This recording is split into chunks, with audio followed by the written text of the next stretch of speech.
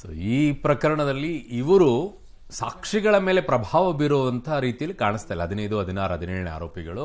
So ಹಾಗಾಗಿ bale ಸಿಕ್ಕಂಗೆ ಕಾಣಿಸ್ತಾ ಇದೆ. ಬಟ್ ಇನ್ನುಳಿದಂಥವ್ರಿಗೆ ಬೇಲ್ ಸಿಗಬೇಕಾದ್ರೆ ಅಲ್ಲಿ ಬಹಳ ಪ್ರಶ್ನೆ ಬರುತ್ತೆ. ಕಾರಣ ಸಾಕ್ಷಿಗಳ ನಾಶದ ವಿಚಾರದಲ್ಲೂ ಕೂಡ ಅವ್ರ ಮೇಲೆ ಕೇಸ್ ಇದೆ. ಮರ್ಡರ್ ಚಾರ್ಜಸ್ ಸಾಕ್ಷಿಗಳ ನಾಶ ವಿಚಾರದಲ್ಲೂ ಕೂಡ ಅವ್ರ ಮೇಲಿದೆ. ಹಾಗಾಗಿ ಚಾರ್ಜ್ ಶೀಟ್ ನಲ್ಲಿ ಏನೆಲ್ಲ ಉಲ್ಲೇಖಗಳಾಗಿದೆ ಅನ್ನುವಂಥ ಅಂಶಗಳ ಆಧಾರದ ಮೇಲೆ ಬೇಲನ್ನ ಕೊಡೋಕೆ ಮುಂದಾಗ್ತಾರೆ.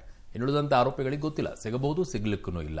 ಇನ್ನೊಂದು ಕಡೆಗೆ ಲೆಬನಾನ್ ಮತ್ತು ಇಸ್ರೇಲ್ ನಡುವೆ ನಡೀತಾ ಇರುವಂತಹ ಯುದ್ಧ ಏನಿದೆ ಅದರಲ್ಲಿ ಇರಾಕ್ ಎಂಟ್ರಿ ಕೊಟ್ಟಿದೆ. ಇನ್ನೊಂದು ರೀತಿಯಾದಂತಹ ಮಜಲಿಗೆ ಹೋಗ್ತಾ ಇದೆ. 500ಕ್ಕೂ ಹೆಚ್ಚು ಕ್ಷಿಪಣಿಗಳನ್ನು ದಾಳಿ ಮಾಡಿದೆ. ಏನಾಗಿರಬೇಕು? ಅವ್ರ ಡೋಮ್ ಇದೆ ಎಲ್ಲ ಹೊಡೆದಾಕಕ್ಕೆ, ಬಟ್ ಅದನ್ನು ಮೀರಿಯೂ ಕೂಡ ಇಸ್ರೇಲ್ನಲ್ಲಿ ಕ್ಷಿಪಣಿಗಳು ಬಂದು ಬಿದ್ದಿವೆ. ಹೇಗಿರಬೇಕು ಅದರ ಪರಿಸ್ಥಿತಿ? ಇನ್ಯಾವ ಹಂತಕ್ಕೆ ಹೋಗುತ್ತೆ? ಅಮೆರಿಕ ಕೂಡ ಎಂಟ್ರಿ ಆಗ್ತಾ ಇದೆ. ನೋಡಿ ವರದಿಯನ್ನ. ಹೆಜ್ಬುಲ್ಲಾ ಮುಖ್ಯಸ್ಥನ ಹತ್ಯೆಗೆ ಪ್ರತೀಕಾರ, ಇಸ್ರೇಲ್ ಮೇಲೆ ಇರಾನ್ ಕ್ಷಿಪಣಿ ಸುರಿಮಳೆ, ಕಟ್ಟಡಗಳು ಛಿದ್ರ, ಮುಗಿಲೆತ್ತರಕ್ಕೆ ಚಿಮ್ಮಿದ ಬೆಂಕಿ. ಗಾಜಾ ಪಟ್ಟಿಯಿಂದ ಶುರುವಾದ ಸಂಘರ್ಷ ಇವತ್ತು 3ನೇ ಪ್ರಪಂಚ ಯುದ್ಧದ ಆತಂಕಕ್ಕೆ ತಂದು ನಿಲ್ಲಿಸಿದೆ. ಹಿಜ್ಬುಲ್ಲಾ ಉಗ್ರ ಸಂಘಟನೆಯನ್ನ ಸರ್ವನಾಶ ಮಾಡಲಿಕ್ಕೆ ಇಸ್ರೇಲ್ ಪಣ ತೊಟ್ಟಿದೆ.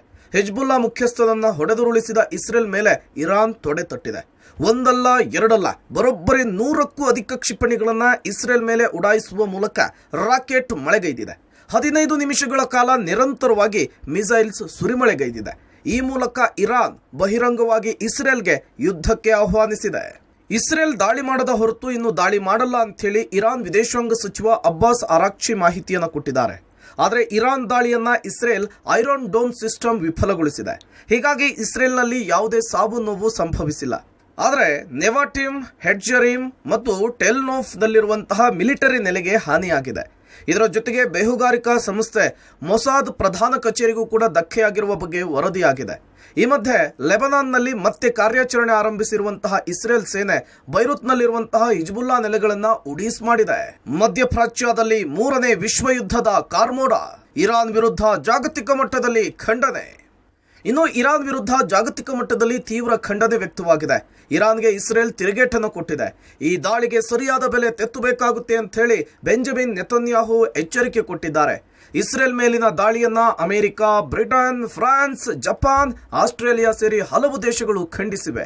ಇಸ್ರೇಲ್ನ ಭದ್ರತೆಗೆ ಫ್ರೆಂಚ್ ಪಡೆಗಳು ಮಧ್ಯಪ್ರಾಚ್ಯದಲ್ಲಿ ಸಜ್ಜುಗೊಳಿಸಲಾಗಿದೆ ಅಂತ ಹೇಳಿ ಫ್ರಾನ್ಸ್ ಅಧ್ಯಕ್ಷ ಎಮ್ಯಾನುಯೆಲ್ ಮ್ಯಾಕ್ರಾನ್ ಹೇಳಿಕೆಯನ್ನು ಕೊಟ್ಟಿದ್ದಾರೆ. ಇರಾನ್ ಕ್ರಮ ಸ್ವೀಕಾರಾರ್ಹವಲ್ಲ, 2 ದೇಶಗಳು ಸಂಯಮದಿಂದ ವರ್ತಿಸಬೇಕು ಅಂತ ಹೇಳಿ ಜಪಾನಿನ ಪ್ರಧಾನಿ ಮನವಿ ಮಾಡಿಕೊಂಡಿದ್ದಾರೆ. ಇಸ್ರೇಲ್ ಮೇಲೆ ಇರಾನ್ ದಾಳಿ, ಸಂಕಷ್ಟದಲ್ಲಿ ಸಿಲುಕಿದ ಕನ್ನಡಿಗರು. ಇಸ್ರೇಲ್ನಲ್ಲಿ ಸಂಕಷ್ಟಕ್ಕೆ ಸಿಲುಕಿದ ಕನ್ನಡಿಗರನ್ನ ರಕ್ಷಿಸಲಾಗಿದೆ. ಸ್ವಿಟ್ಜರ್ಲೆಂಡ್ನ ಜ್ಯೂರಿಕ್ನಿಂದ ಬೆಂಗಳೂರಿಗೆ ಬರಬೇಕಿದ್ದ ವಿಮಾನದಲ್ಲಿ ತಾಂತ್ರಿಕ ಸಮಸ್ಯೆಯಾಗಿದೆ. ಪ್ರಯಾಣಿಕರು ಪರದಾಡಿದ್ರು. ದುಬೈನಲ್ಲಿ ಲ್ಯಾಂಡ್ ಆಗಿರುವ ಫ್ಲೈಟ್ನಲ್ಲಿ ಒಟ್ಟು 10 ಮಂದಿ ಕನ್ನಡಿಗರಿದ್ರು. 12 ಗಂಟೆಗಳ ಕಾಲ ಆತಂಕದಲ್ಲಿ ಬದುಕಿದ್ವಿ ಅಂತ ಹೇಳಿ ಕನ್ನಡಿಗರು ಹೇಳಿದ್ದಾರೆ. ಈ ನಡುವೆ ಭಾರತೀಯರು ಜಾಗರೂಕತೆಯಿಂದಿರಬೇಕು, ಅನಗತ್ಯ ಪ್ರಯಾಣವನ್ನು ಮುಂದೂಡಿ ಅಂತ ಹೇಳಿ ಇಸ್ರೇಲ್ನಲ್ಲಿರುವ ಭಾರತೀಯ ರಾಯಭಾರ ಕಚೇರಿ ಸಲಹೆ ಕೊಟ್ಟಿದೆ. ಜ್ಯೂರಿಕ್ಕಿಂದ ನಾವು 3:25 ಹೊರಟು, ಬಟ್ ಇರಾನ್ ಮಿಸೈಲ್ಸ್ ಅಟ್ಯಾಕಿಂದ ಫ್ಲೈಟ್ ಬಂದು ನಾವು ದುಬೈಗೆ ಬಂದು ದುಬೈಯಿಂದ ಬೆಂಗಳೂರಿಗೆ ಬರಬೇಕಾಗಿತ್ತು. ಬಟ್ ಅನ್ಫಾರ್ಚುನೇಟ್ಲಿ ಫ್ಲೈಟ್ನ ಡೈವರ್ಟ್ ಮಾಡಿ ಇಸ್ತಾಂಬುಲ್ಗೆ ಬಂದಿದೆ. ಇಸ್ತಾಂಬುಲಲ್ಲಿ ಈಗ ಫ್ಲೈಟ್ ಲ್ಯಾಂಡ್ ಆಗಿ ಆಲ್ಮೋಸ್ಟ್ ಅರ್ಧ ಗಂಟೆ ಆಯಿತು. ನಮ್ಮನ್ನು ಒಳಗಡೆನೇ ಇದ್ದೀವಿ, ಇನ್ನು ಫ್ಲೈಟ್ ಒಳಗಡೆನೆ, ಡೋರ್ಸ್ ಇನ್ನೂ ಓಪನ್ ಆಗಿಲ್ಲ. ಸೊ ಎಲ್ಲರೂ ಪೂರ್ತಿ ಅರೌಂಡ್ 300ರಿಂದ 350 ಜನ ಇರ್ಬೋದು ಅನಿಸುತ್ತೆ ಫ್ಲೈಟಲ್ಲಿ. ಎಲ್ಲರಿಗೂ ಟೆನ್ಷನ್ ಇದೆ. ಇಲ್ಲಿಂದ ಹೇಗೆ ನಮ್ಮನ್ನು ತಲುಪಿಸ್ತಾರೆ ಬೆಂಗಳೂರಿಗೆ ಅಂತ ನಮ್ಗೆ ಇನ್ನೂ ಗೊತ್ತಾಗಿಲ್ಲ. ವಿಶ್ವದಾದ್ಯಂತ ತೈಲ ಪೂರೈಕೆಯ ವ್ಯತ್ಯಯ ಆಗುತ್ತಾ? ಪೆಟ್ರೋಲ್, ಡೀಸೆಲ್ ದರ ಏರಿಕೆಯಾಗುತ್ತಾ? ತೈಲ ಪೂರೈಕೆಯ ರಾಷ್ಟ್ರಗಳಲ್ಲಿ ಯುದ್ಧದ ಹಿನ್ನೆಲೆಯಲ್ಲಿ ವಿಶ್ವದಾದ್ಯಂತ ತೈಲ ತಲ್ಲಣ ಮೂಡಿಸಿದೆ. ಇರಾನ್ನ ಟೆಹರಾನ್ನಲ್ಲಿ ಪೆಟ್ರೋಲ್ ಬಂಕ್ ಮುಂದೆ ಟ್ರಾಫಿಕ್ ಜಾಮ್ ಆಗಿದೆ. ವಿಶ್ವದಾದ್ಯಂತ ತೈಲ ಪೂರೈಕೆಯಲ್ಲಿ ವ್ಯತ್ಯಯ ಆಗುತ್ತಾ? ದೇಶದಲ್ಲೂ ಪೆಟ್ರೋಲ್, ಡೀಸೆಲ್ ದರ ಏರಿಕೆಯಾಗುತ್ತಾ ಅನ್ನುವಂತಹ ಪ್ರಶ್ನೆಗಳು ಮುನ್ನೆಲೆಗೆ ಬರ್ತಿದೆ. ಹೆಜ್ಬುಲ್ಲಾ ಉಗ್ರ ಸಂಘಟನೆಯನ್ನ ಮಟ್ಟ ಹಾಕದೆ ವಿಶ್ರಮಿಸೋದಿಲ್ಲ ಅಂತ ನಿರ್ಧಾರ ಮಾಡಿರುವಂತಹ ಇಸ್ರೇಲ್ ನಿರಂತರವಾದಂತಹ ದಾಳಿಯನ್ನ ಮಾಡ್ತಾ ಇದೆ. ಮತ್ತೊಂದು ಕಡೆ ತಾನು ಬೆಂಬಲಿಸುವ ಸಂಘಟನೆಯ ತಂಟೆಗೆ ಬಂದ್ರೆ ನಾನು ಸುಮ್ಮನಿರಲ್ಲ ಅನ್ನುವಂಥ ಎಚ್ಚರಿಕೆಯನ್ನ ರಾಕೆಟ್ ದಾಳಿಯ ಮೂಲಕ ಇರಾನ್ ನೀಡಿದೆ. ಹೀಗಾಗಿ ಇಸ್ರೇಲ್ ಮತ್ತೆ ಇರಾನ್ನ ನಡುವೆ ನಡೀತಿರುವಂತಹ ಈ ನೇರ ಕಾಳಗ ಮಧ್ಯಪ್ರಾಚ್ಯ ದೇಶಗಳಲ್ಲಿ ಒಂದು ರೀತಿ ಯುದ್ಧದ ಉನ್ಮಾದವನ್ನ ಹೆಚ್ಚು ಮಾಡಿರುವಂಥದ್ದು. ಈ ಎರಡೂ ದೇಶಗಳ ಕಾಳಗ 3ನೇ ವಿಶ್ವದ ಯುದ್ಧಕ್ಕೆ ಕಾರಣ ಆಗುತ್ತಾ ಅನ್ನುವಂಥ ಅನುಮಾನಗಳನ್ನು ಹುಟ್ಟುಹಾಕಿದೆ. ಕ್ಯಾಮ್ರಾ ಪರ್ಸನ್ ಜಿತೇಂದ್ರ ಕುಮಾರ್ ಜೊತೆ ಶಬ್ಬೀರ್ ಇಡಗುಂದಿ, ಪಬ್ಲಿಕ್ ಟಿವಿ, ನವದೆಹಲಿ.